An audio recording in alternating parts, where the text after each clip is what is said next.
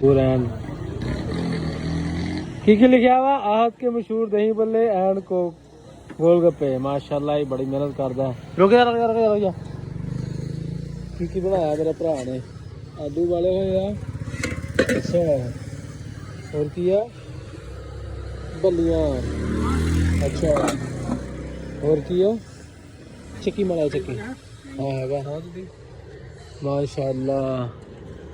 प्याज इस किया ओ डॉलर डॉलर डॉलर डॉलर पे है। अच्छा